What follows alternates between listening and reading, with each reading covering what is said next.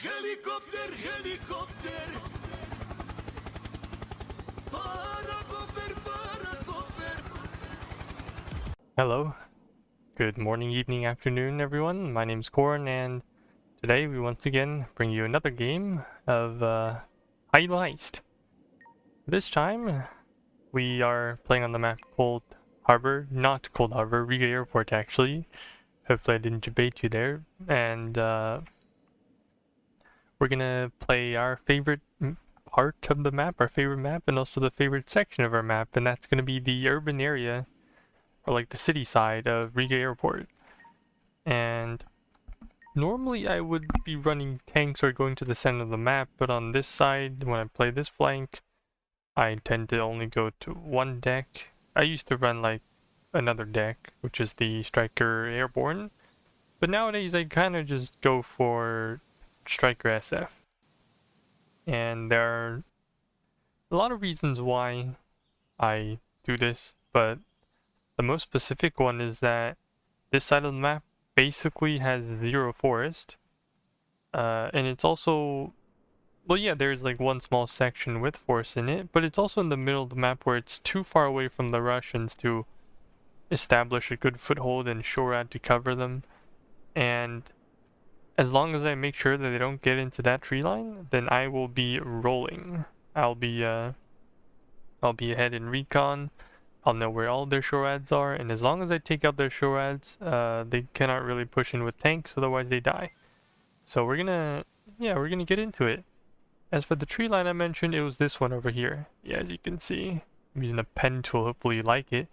The other tree line they have in the back that they can hide their SHORADs behind is over here, which it's very inconvenient for them. And if they have to put their SHORADs there, then basically that means that they're kind of ditching I at this point. But certainly, yes, you could put a tor there. They could also put a tor here, considering that they do manage to get closer, somehow get close to, push close to C. Our initial deployment is basically just a bit, I must say, it does rely a bit on my teammates being a good air tax companion. They do call in some raptors, so I can get a Comanche up. Comanche, a key part of our deck here. Two little birds, two killer eggs for AA, and one heli, one little bird with two sniper squads in it. So yeah, at least that's for helis.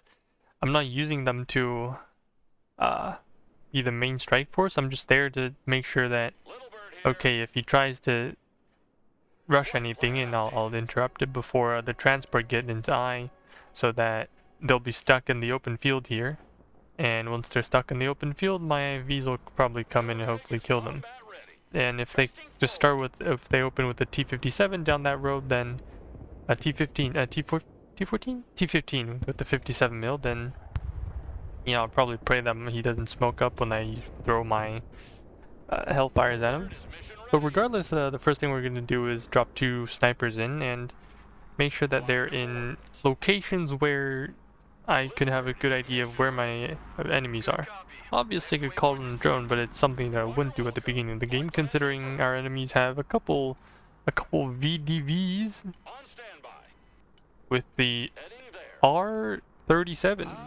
That thing is absolutely crazy because it's highly available to a bunch of planes, including but not excluded to the Su-35S, the Su-57, and I believe there's another one, the Su-30SM, except usually you would run cruise missiles on them to snipe packs and other stuff. At least that's what I can remember from the top of my brain at the moment.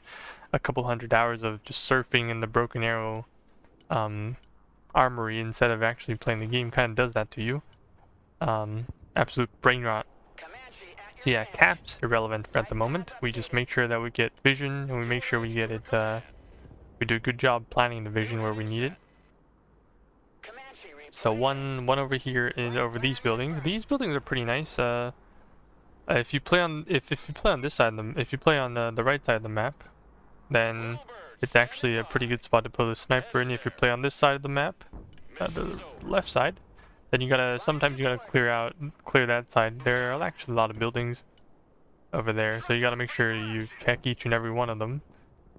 So I'll mention good sniper spot for the other side. Like these buildings are. Ooh.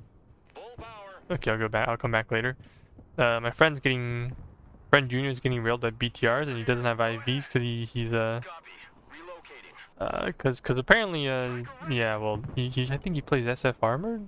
Yeah, he plays SF armored, so his vehicles get here later. Yeah, sometimes you do need that the Strykers to get there soon. I just didn't expect my opponent to not go I until now, which he does have a Verba squad and probably something else. And also realized, oh shit, oh look, it's a sniper squad. And then now I thought to myself, okay, if I just use my gun, suppress him enough, surely I will be able to, I don't get away with it, but the eSIM apparently, yeah, that whiffed on top of his face, thank God. So I get away with this, get a free pass out. I must say, even if I did lose that, it wouldn't have been that much of a deal. I would just call another Comanche in. And that's what we're going to be doing. We're going to call the Comanche in every single time our Comanche dies. About the Comanche, actually, I was thinking about calling this deck the $7 billion deck. Mainly because of how much the US Army spent on developing the Comanche only to get 2 units for a cost of $1 million. Yeah, very much worth it, I must say, because I can keep spamming them. Well, at least thankfully, yeah. Like let's say if we kept the game realistic, right? Let's say we let's say we let how should we put it? Maybe have all the units, keep them as realistic as possible. Only 2 Comanches allowed per game. Yeah, I'd be screwed, man. But yeah, here are killer eggs. I have rockets, 1 pair of rockets, and actually 1 pylon of rockets and 1 pylon have stingers, which is probably enough to shoot at a heli and take him out. Sometimes yes, sometimes no. My fighting falcon wanted to dive in for the Terminator because I heard we actually don't have AT here, and on top of that, in the tree line, it's actually quite difficult to get line of sight for a heli. My Comanche also needs some supplies after that initial engagement. So we're just gonna send the fighting falcon in, like, and pray that their S-300's somewhere at spawn instead of being very close up front. This time he didn't have smoke ready. We have line of sight. Sometimes you just have to dump units in, you know? Like, I made sure that my Rangers were engaged. I left them there to die indeed. But because they were there, they kept line of sight. With a Terminator that was just mowing them down, my fighting falcon could shoot at them, along with the Tor in the back. So this guy basically has 0 show rat at the moment. I'm pretty sure I killed the Stinger. I killed his what is that called? Eagle Squad, and then I killed his Tor. So this guy's basically naked at the moment. To helis, that is. We also noticed that for this game at least, they have no one at their home cap. No one, like just no one. I don't know why, but that's what these guys decided to do. I've also, yeah, this cap. I don't know. Like these guys, you see that they might have Chinese nicknames, so we'll find out later what they might actually be. I'm not sure at all. Like maybe they could be they spoke a foreign language, at least one that I don't speak. And like I'm wondering, okay, then maybe you're bilingual, maybe, you know? They must be bilingual. Yeah, that must be the case. Anyways, they never sent anything to I this game, besides a couple units every now and then. Not really big. We also, since we had the sniper squad here, we could always know where, like whether they deployed any units in these buildings, and we would just, you know, use a bit of cover, send some units in, dispose of them. And because I feel quite confident that because the Dragoon never had any retaliation of any sort, so we were pretty comfortable to just relocate the snipers, push them up a bit further. Supplies are up as well. Also, yeah, supplies are really important. This building is actually give me back. I'm micro my booker. Yeah, hold up. Okay, we'll come back later. Yeah, the booker, very micro-intensive unit. I have 3 in this deck, but because of how much units or how much or how many other units I have in my deck that I need to micro them. I think I should stop using 3 bookers. I should just drop them to 2. Only have 1 at maximum. That would be nice. I hear my booker was thankfully in the tree line, not spotted, so he didn't die to the plane. Yeah, this building is perfect for a sniper squad to be in. If you're playing on the left side, then you should always check if that building has a sniper in, because it could spot the entire road. This entire road, you can spot it. You can spot things here. You can also spot stuff on the left for a little, so yeah, it's a very good building to put a sniper in for the right side. The side that I'm playing on. And here I'm basically taking advantage of the roads here. The thing about the Stryker is that they're slow off-road. By slow I mean that they're actually not that slow. They're just basically they're as fast as tracked vehicles, but on the roads they go up to 90. They don't go up to 100. I up armor them all the time. So I would use these very convenient roads to drive them into position with building cover, so they're not completely in the open, and then kind of chip the enemy infantry that are out of position, or my opponent just basically didn't even bother running in. I also do indeed have a sentinel in the very back of the map. You might have also noticed that I actually don't have a lot of units on the field because my income is actually 200. Yeah, right here. So yeah, definitely not much. But on the other hand, sometimes as long as you know where your opponents are and you send your units to where your opponents are sending them, and maybe you get lucky and kill them as well, then yeah, then you know, sometimes you actually don't need that many units on the field. Although I sometimes do get criticized for not having enough units. But regardless, this is the second heli that my opponents, this guy and this guy, I've decided to call. Oh, no, never mind, there's a third in the back. Yeah, like, that's also why I think the Stryker M-Shroud is also extremely good. Once again, shout out to my friend Penguin. Every time he even his mind ever thinks about something called the Stryker, his brain will automatically what is that, there's a thing called the transmission in the car, right? Like, his brain just switches gears to think that, okay, well, Korn initially thought that Stryker Shorads with Hellfires and APS are shit, and I'm gonna keep talking about that until the end of time. Well, he still does. He did just now, so I'm gonna tell him that I do like my Stryker Shorad with Hellfires and APS. I'm very sorry for fuck you, cunt. But anyways, yeah, it is a lovely vehicle, you know, with the APS. It basically yeah, it didn't die to like these 2 vehicles earlier. It was pretty nice. It was very, very, very wonderful indeed. Splendid. They come in clutch later as well, but we'll talk about that later. Actually, the thumbnail was probably a dead giveaway. Yeah, you probably saw the thumbnail. So there's not much I can do actually. There was a heli rush sometime in the future. Yeah, another thing about the Comanche is that it has 2.5 concealment. 2.5. You know what 2.5 means? That means that usually Russian Shorad have 4,000 range of spotting with radar on, obviously. That's another heli. Oh my god. If you divide it by 2.5, that would be approximately 1,600.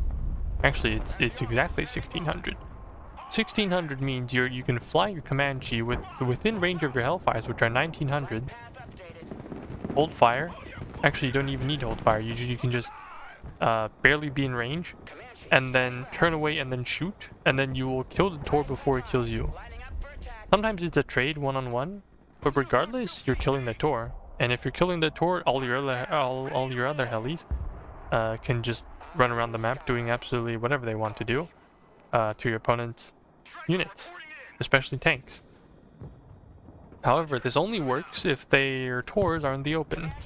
That is also why I think for this side of the map, it is absolutely cancer for my opponents, especially Russians, to play, because they don't actually have a lot of trees to position their Tors. For the right side, there actually are a couple. We'll go through that later. So you could say that this map, at least my side, is very US biased. because all these tree lines are non-existent on the other side of the map. Like here, I can just hover on top of these tree lines that actually could have provided cover had my opponent spawn on the right side. That being said, like even though this side highly favors my side of the map, I'm not sure about the other side. I don't play that side that much. But anyways, we're kind of just reinforcing this side of the map with a couple stingers. Our income is, I mean, my income doesn't really matter. Like, we have all 3 caps on our side of the map. My friend Junior on the middle is absolutely suffering. But here I'm basically just reminding myself, okay, well, he always calls in heli, so as long as I make sure that I have some sort of shard on the left, my M shard in the middle, like manpads on the left, so they don't have to run around. My shard in the middle, so if he calls in helis, I'll always have 3 pieces on the left. If he sends them center, then Junior and I are gonna pincer them with 2 shorads. So, you know, pretty good cover. I probably don't even need killer eggs at this point. And yeah, I'm gonna send these bad boys that were initially meant for G, meant for C, back to C. And you might ask me, okay, what do you run on your Comanche, Corn? And I'm gonna tell you, okay? I have basically it costs 220. Also, let me know if my pen is its color is like too damp or something. I just like this color a lot. I've been using it ever since I started editing.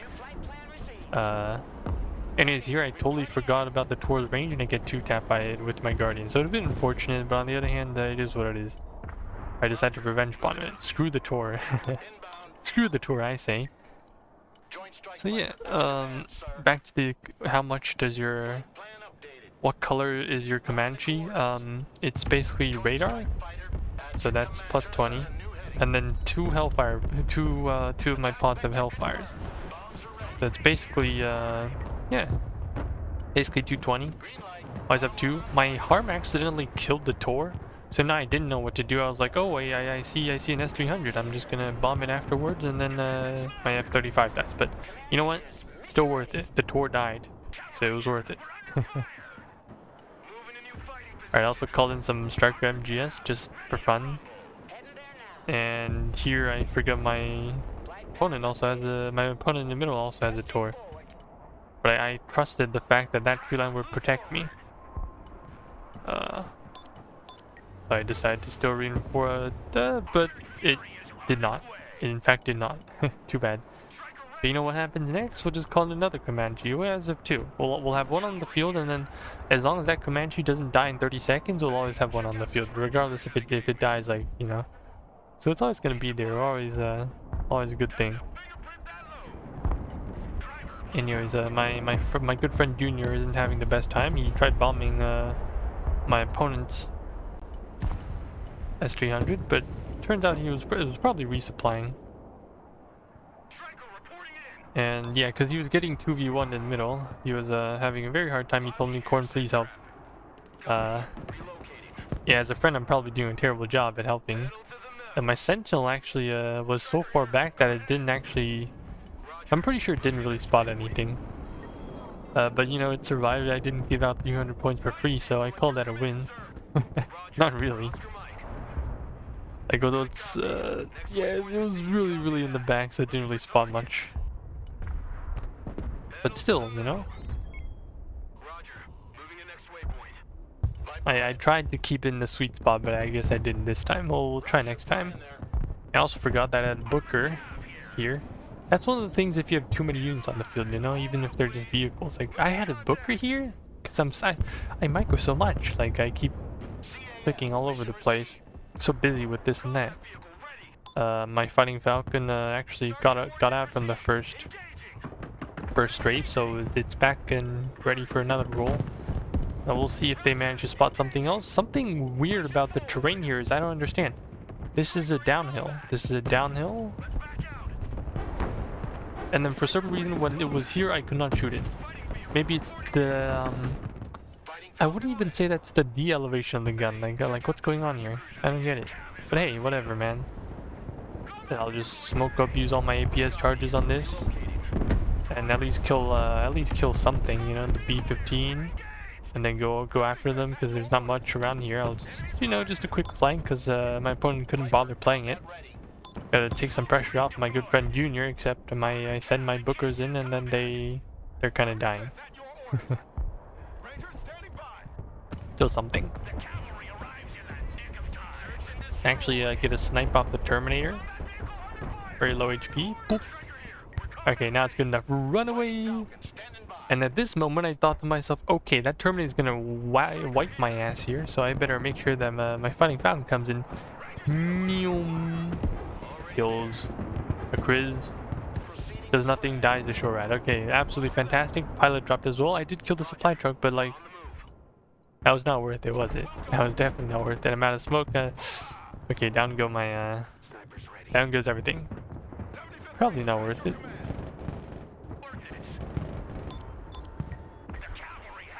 So yeah, what now? To say the least, at least this side of the map, it does favor like the left side. It does favor C a lot, and it's like first you have trees extending into C, and second the other side actually has to cross the road just to get into position, and it's painful as hell. I'll give you that. Also, like you see that I have CQC Rangers, but to be honest, I kind of want to drop them or just run standoff Rangers. Not for any particular reasons, because but actually because the Strykers actually have a combat engineer, and you could when I tested them in the training room, to say the least, they actually at range they would perform worse than the combat engineers. At close range they would, if you put them in a 1v1, like let's say, okay, you and me 1v1, my Ranger CQC fights your combat engineers, then yeah, the Ranger CQC would win. On the other hand, I would be fighting Russia normally, so if they fight Russian units, it's kind of the same thing. At close range, US wins,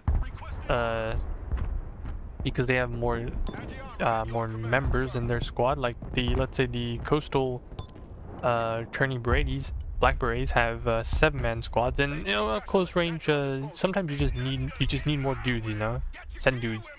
That's the only message. Yeah, up close range, US infantry kind of win, unless they decide to stack 2 Turney Berets on top of each other. In that case, I would. You know, it's Joe Ever. Yeah, I'm currently thinking about changing my deck again, a little bit. But yeah, like that's just some random blabber. Back on the game, C is being taken once again. Nothing really happening here.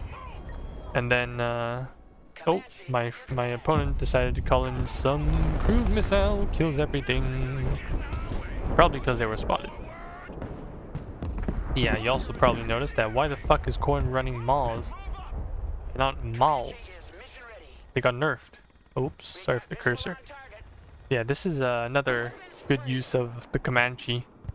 It's the fact that, okay, you can be so confident in this thing, because you'll always be able to outspot the enemy shore as long as they're not in the tree line. That's why, like, at least on this side of the map, this half, so much open ground for my enemies to, like, for my Comanche to just roam free, spot the enemy shore. And if it's not there, then I'll just go in and kill whatever that is, that is in the shore. So yeah, very it's heavily in my advantage. I'm abusing it, to say the least. The only thing now is that I realized, dang it, my vehicle tab, in my vehicle tabs there's absolutely no ATGM. So had I been able to, like, at least put 1 Stryker ATGM here, and they would be able to, like, poke things that are coming from this road, and that would at least relieve some stress when I try to cross the road. Once again, my Comanche is being ran down by another Mi-28 that my opponent decided to call in. My Comanche actually tanked, surprisingly, 2 Iglas, but it did not survive the 3rd. Thank you, Comanche, for being a wonderful piece of equipment. My $7 billion heli is working wonders this game. But yeah, also the shore ads, the 2 Stinger squads from earlier obviously did help. They're definitely less effective than a Stryker Shorad, or let's say two, oops, something exploded. They're definitely less effective than, let's say Stryker Shorad or just a Killer Egg with Stingers. But on the other hand, sometimes you just don't want them to be spotted, so if your opponent flies the heli in, it just gets jumped on. It definitely helps. Especially in a place with no tree lines, you just need iglos. My opponent also misses a cluster strike with a bit of napalm, and then he decides to drive his T-15 in, which is currently being flanked by a Guardian and 2 Dragoons. And you know, if you show your bow to the tank in the center, but your side to a lot other things with very high DPS, then good luck. Anyways, here, even though my good friend Junior is not having a good time here, I'm pretty sure most guys ran out of RPGs. Very funny. But for us, we're basically, we're chilling, man. Like, we have two Dragoons, not two, Tuesday, running around, and yeah, basically we can just kill everything else that, you know, after we killed the Shorad and possibly T-15, although the T-15 really wasn't the main problem here, it was just the Shorad. It's gonna clean this Shorad out, and then we're gonna have the Comanche do as much as he likes for our opponents. So yeah, as long as you have your helis in good spots, or not in good spots, in a good zone, like look, there's nothing here, it's just open ground. Yeah, your helis is Comanches to say the least. You can have a very, very good time. My opponents have actually resorted to using helis with Shorad, with Iglas. That is this heli, by the way, over here. It's the Mi-28 NM. Yeah, and basically its configuration would be 4 lemurs, if you want, and 8 Iglas. Sorry for my bad drawing. 8 Igla. And that would cost 330. The lemurs aren't really the problem. They are top attack indeed. They actually one-tapped my, once upon a time they one-tapped a smoked up Thunderbolt with APS. He was not hacking. I can confirm that. But yeah, it's definitely a strong heli. But on the other hand, it's so expensive and you only get 2 of them. So as long as I make sure that my Comanche deals more damage before it dies, I'll always be in a good spot. So yeah, pretty sure my Sentinel died for the first time in the game. We spotted the doe, and they have another S300, or pretty much it just resupplied and it's back again. So yeah, we're back on the job. They have a Spetsnaz squad there. This is another thing why I decided to run these Stinger squads. It's mainly because they have an MG. They have 2 MGs that go for 800 meters, and it's a good thing. It's a very good thing to have my SOAR actually accidentally runs into Strelets. I'm gonna have to reposition the supplies, otherwise they get artillery. It's these 2 MGs here. They're 800 meters and basically suppress infantry before they get close. So these infantry, they deal with let's say you wanna come over and fight my Stingers. Yeah, I have 2 of them. They're definitely not the best squad. My friends also run, or I'm pretty sure you also run Ranger Javelins, which is fair. You know, it's a good squad. For some reason, this thing swoops and kills 2 of my RSOVs, man. Like, what did they do? What did they do to you? They're just here. transport 2 my scouts. I just decided to run because why not? You know, I have points floating. I'm 200 income. I have nothing better to do. Yeah, anyways, back to the topic. Like, these guys, I just see them as cheap AA and also a means of dealing with infantry if anything's like in front of them. But yeah, also I spotted their sniper. Finally figured out what was killing my what was providing information so they could cruise missile my MAWs or RAWs in here. So yeah, another small victory towards the outcome of this battle, 45-minute battle. It's going to be a 45-minute game. You could tell that from how lengthy this game is, this video is. And also, on maps like these, I must say, like open maps like these, I kind of just stopped relying on Stryker RVs because the Comanche just spots as much with the radar, and I also I don't have this. Yeah, it's a bit cheaper, but I have so much flexibility with the heli. Anyways, this sniper squad, you know, being able to spot everything over there on that side of the map. So we just killed the Strelets with the radar. He's probably gonna have something new later. But the Terminators, oh, we almost killed the tank too. It's absolutely funny. And the scouts are gonna come in and hopefully we do manage to catch him off. But it turns out we don't in the end. But regardless, that tank's gonna go back to somewhere in Siberia to patch itself up. But we end up finding some other infantry squad. Anyways, my opponent decided it's a fabulous idea to run 2 Terminators without any shore add-in, and yeah, he's gonna have a taste of whatever's coming after him. Here I noticed, if you're playing the right side of the map, if you want to hold C, you gotta fight for. Here I have nothing better to do with my HIMARS. I also noticed that they're HE, I think. At least in this deck, they're HE, which is like I didn't know what I was doing. I switched back to cluster. They're obviously, I like them a lot when they're cluster. But anyways, yeah. So here he just spotted. Oh shit, Guardian smoke. But he's still stuck here. Like, what's he gonna do? He has no Mi-28s left. His Tor is nowhere to be seen. And my Guardian's gonna slowly run these 2 down. That's a free, like, maybe 380 points, 400 points, not sure. But yeah. Also, the reason why I always have like only 1 Comanche is because 2 is too much, I think. And from my at least for my skill level, I can only control 1 unit at a time. And considering that I am but a normal human being, 1 is good enough. So I have my Comanche on one of my hotkeys. If you don't know how to like keybind, like basically, okay, it works like this. For those who are new to RTS, you press Control and you press a number on your keyboard, and then it's gonna tell the computer that, hey, and when I press this number, let's say 4, it's gonna select the unit that I bind it to. So in this case, it's gonna be my Comanche. Yeah, that's how it works, and that's what I try to do. The Guardian's actually only here because I kind of needed it for extra armor. Otherwise, I would only use the Comanche. It's so universal. I don't run Stingers.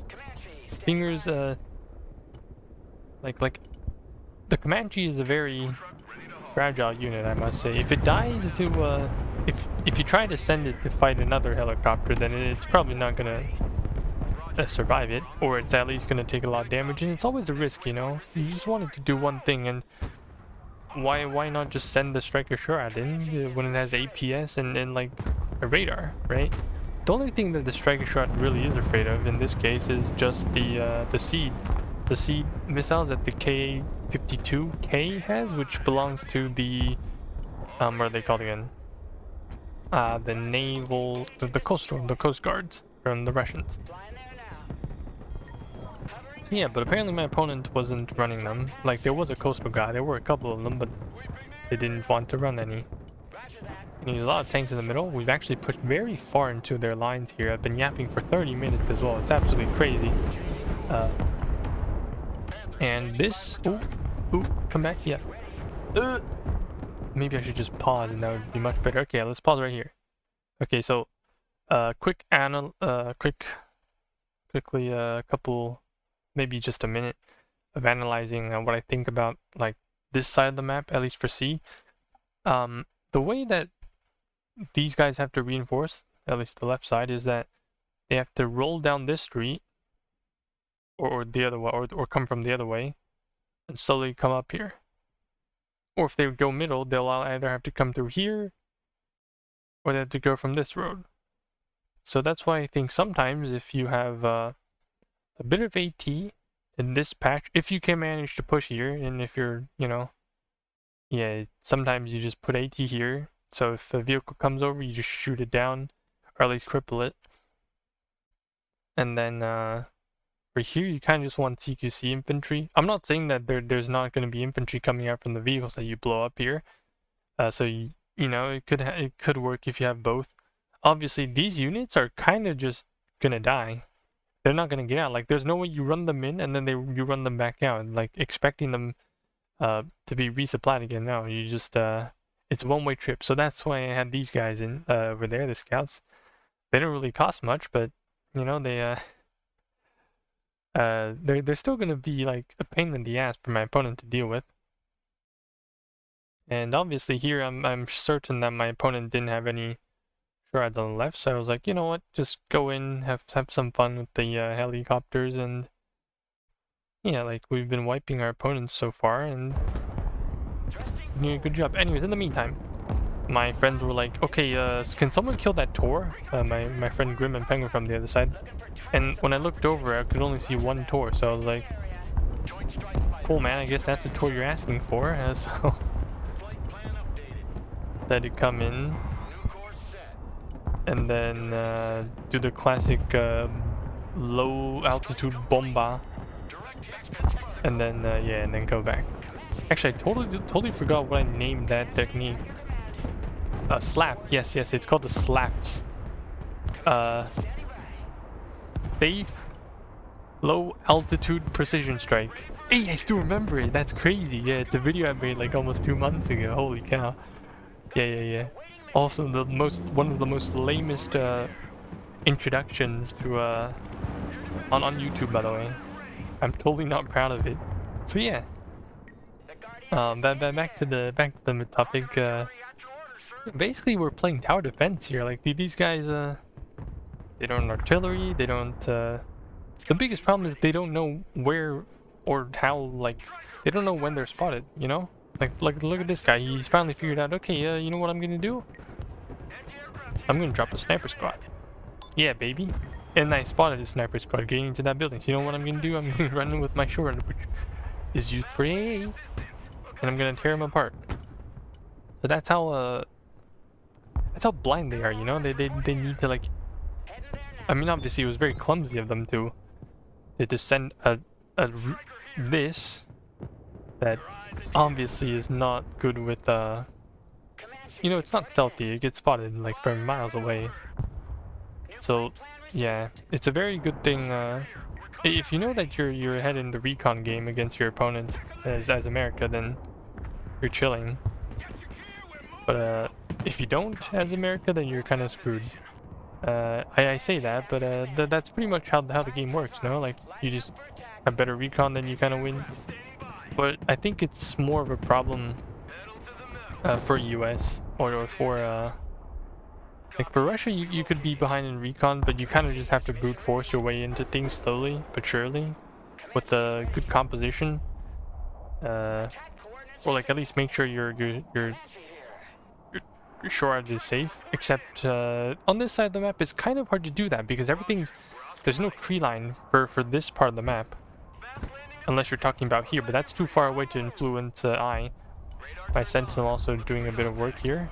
And I was basically had nothing to do, so I just flew my Guardian back middle. Had a bit of fun. Except now it's getting tapped by another. Oh, look, they have 2 Tors. Crazy. Yeah, I thought to myself, okay, well, now you're going down. I might lose a Guardian, but you're losing a Tor as well. Obviously not a best trade, but considering what the Guardian is or did or was capable of picking off before, losing it to a Tor is like fine, man.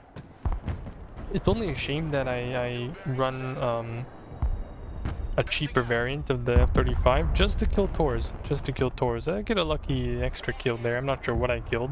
We'll figure that out later. But yeah. Look at the amount of vehicles they have middle. That's 3 players worth of vehicles. That's 3. So yeah, I was like, okay, time to call in the Fighting Falcon. Maybe do a... Yeah, like maybe just I'll just come in, do a strafe, get lucky. Also, a very good thing we have 2 sentinels up in the air. If that guy turns on his radar, that's 400 points down the drain. Anyways, I tend to disable my gun because they also, you know, it's the little things that count, you know? Like, they also count as supplies, and usually when I strafe, I never use my gun. And his laser here is huge. It bypasses the smoke somehow, kill a bunch of stuff, also hit their heli, and the plane almost made it out. It's absolutely crazy, absolutely criminal, but yeah. Big kills, big kills. Sometimes you just need... Ooh! Comanche gets sniped by another Tor, probably. But it's fine, you know? I'll get another Comanche in briefly... 20 seconds. Yeah, we're totally fine here. Yeah, that's what my opinion is on the Fighting Falcon nowadays. It's basically, okay, I have 1 chance per phase to do something huge, which is to just dive in, shoot whatever stuff you have, and then like, that's it, right? But and if they don't smoke up, it's going to be their problem. If they do smoke up, then whatever. I'm kind of screwed at this point. So anyways, yeah, like that's why I only have 1 Fighting Falcon. I just call in 1 each phase. Whenever my opponents come out with their tanks. Obviously, I could run 2, but I sometimes think 2 is too much. Like, look, everyone has Fighting Falcons here. We still somehow managed to just cheese a Tor. And their S300 is still in the back, but if you think about it, as long as we kill the Tors, what's stopping our helis, right? What's stopping the helis from just running around all over the place? Yeah, even though we may be losing ground on the other side, we're still quite ahead in terms of kills and everything. Just because armor is expensive, man. Armor is expensive. I'm probably expecting people to just come to the comment section and start yapping. Russia's very weak, you know. Like, look at how well you're doing against the opponents in this game, which I do agree to some degree. But on the other hand, this map, you know, like, maps aren't fair. They're not always fair, and this map is heavily, at least here, you know? Like, oh wait. Can I just pause here? Hold up. Like, there's a tree line here. There's a tree line here. There's a couple more trees somewhere over here. And in these crossroads over here, so... And if I'm playing the right side of the map, it would... Yeah, it would be kind of hard to, like, let my Tor slowly drive into these trees, but as you can see on this side, compared to this side, I'm not sure what they were digging here, like gravel or something. Like if you could put a Tor in, like, one of these tree lines compared to this, then yeah, like there's no way that that helis are going to be able to get through. So it's also, yes, it is also dependent on the side that you spawn on. You should figure out all these things the more you play, and also if you just look at the map, take some time, you know. I actually don't have a lot of playtime in the game itself. I have more playtime just sitting in game or just thinking about things than than actually playing it, and I believe that is the beauty of this of Broken Arrow. You just sit there and think like you're a philosopher, even though you aren't. But you know, you have the false sense of being a philosopher, and I think that's pretty cute. Actually, that might be what I'm doing right now. You know, just yapping in front of a screen with a mic, thinking I'm the smartest guy in the world, just farming my Russian opponents simply because the spot I spawned on kind of favors me as US. But does that mean that the left side is utterly shit? Not really. Actually playable both sides, but I guess today, since we're playing the right side, we'll only go through the stuff on the right side. Or I'm pretty sure this is the north side. I'm not really sure, but I keep calling the right side because this is how I play. since my opponent couldn't be bothered sending anything to their home cap.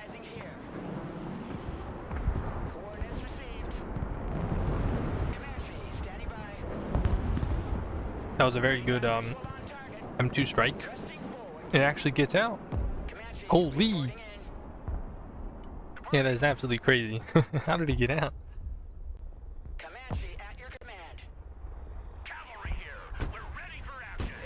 Anyways, here, like as you can see, I didn't really take that tree line in the end. I tried suggesting Junior to go there, but I guess we haven't really talked about it before, and since our opponents were constantly calling in cruise missiles and stuff just to bomb middle, that wasn't really necessary until maybe a bit later. Yeah.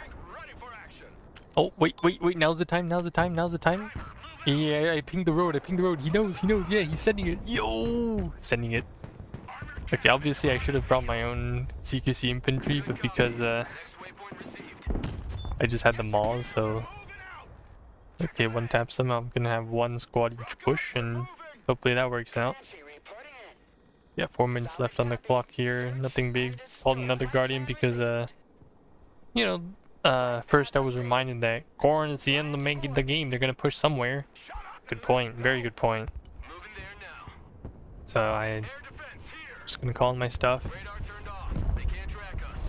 Obviously, I have very little resistance on the ground when it comes to AT besides those two squads.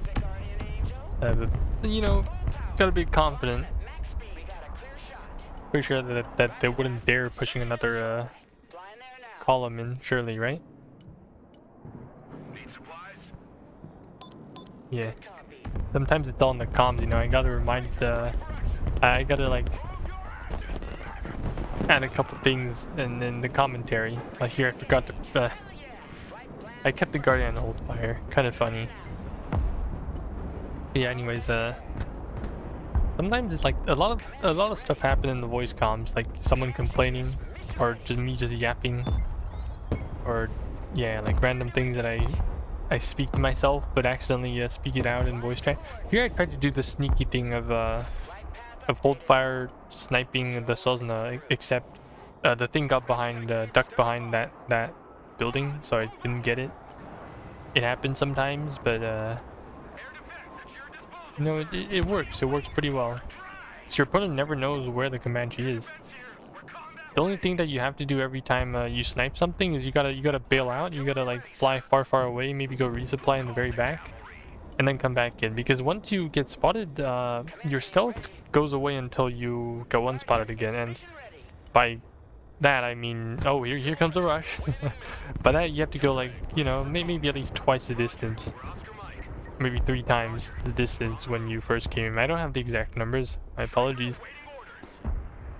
Anyways, here we're saying the short in. That's 1, 2, 3, 4, 5, 6. That's 6, 7, 8.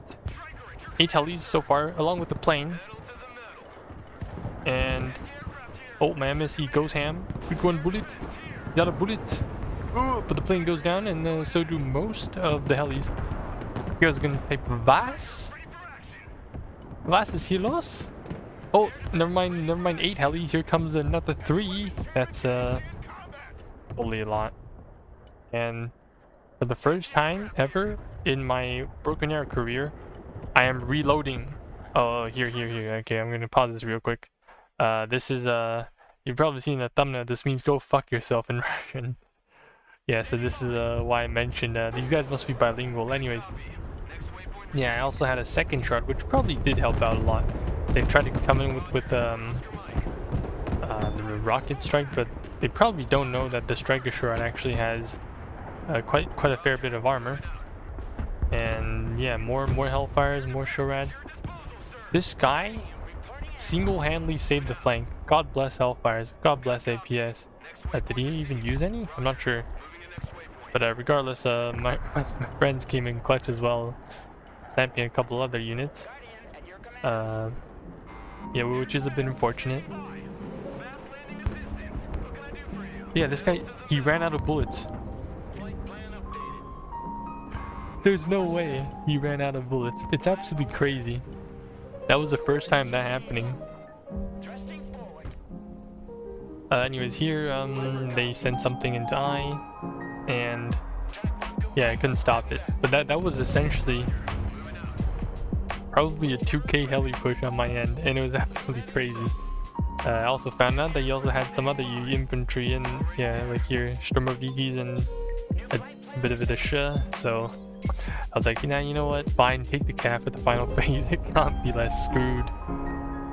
The heli rush was something to behold.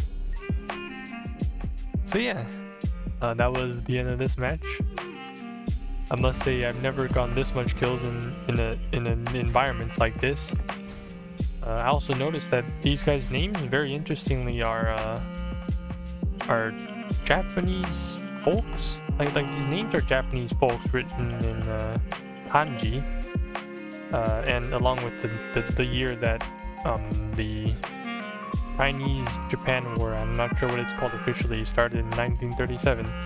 And the second guy, okay, I probably shouldn't go through that much, but yeah, like they're basically, one of them was a war criminal, one of them I don't really know, but he was a guy. Yeah, that's so pretty much self-explanatory, isn't it? Anyways, whew, so many kills with the charade, and overall, pretty good game on my end. But I must say, I did get lucky. I did get a good spawn, and I did have the good deck, or like a deck that was well suited for this kind of spawn and environment. And that's why I love playing this flank, you know? If you have the right tools, on the right map, in the right circumstances, then you can have a good time. Even the Booker was having a good time, you know? Only the first one though. The other ones I didn't micro them and they just died. So yeah. Absolutely huge Heimer's value, by the way, killing one PDSS squad over the course of the entire game. Here I'm gonna talk about my deck. My deck, how I changed it, and whether you should play this deck as well. Obviously, Stryker SF is a very popular deck for all players, mainly because of how fast it is. The Stryker Bushmaster 2 also provides a lot of protection and sorry, not the Bushmaster. The Stryker has a lot of protection and also a lot of damage dealing for a cheap price of 105, and yeah, it's pretty nice. It's a pretty nice vehicle to have. Initially, I had. Let me try to like put it back to what it used to look like. Something like this. I didn't have these. Okay, so probably like one extra this. So these cheap infantry, even though they shouldn't be cheap, you know, everyone runs the most expensive stuff, then you go over budget.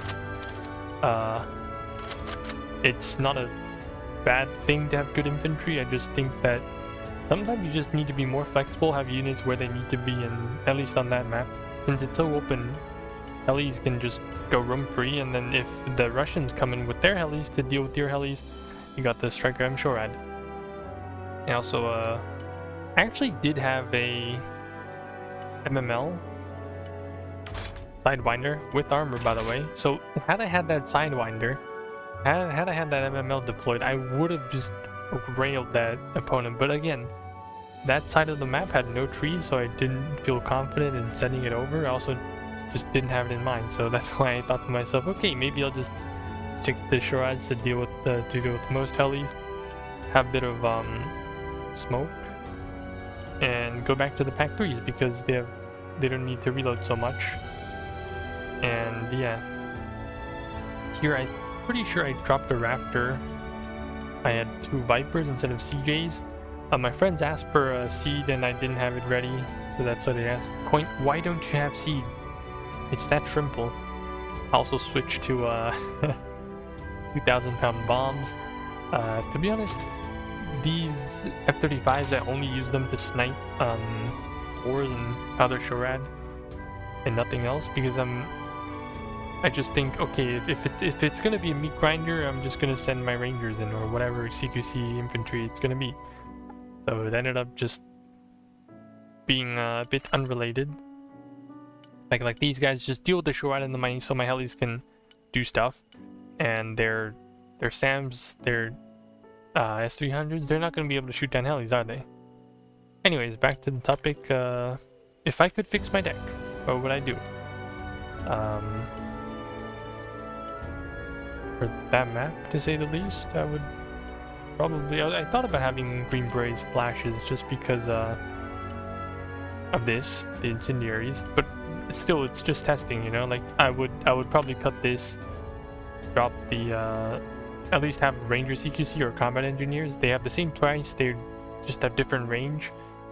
The Rangers are better at close range, which by close range I mean like in a tree line. Like if you bump into your opponent in a tree line, it's going to be 100 meters. But sometimes you just need that extra 400, that extra 100 range, boost it up to 400, deal with stuff that aren't so close. After you push, but after you sweep that tree line clean, AGL is good. Like, you have a lot of tools as this specialization combination. I need to figure out how to speak English. I need to speak more.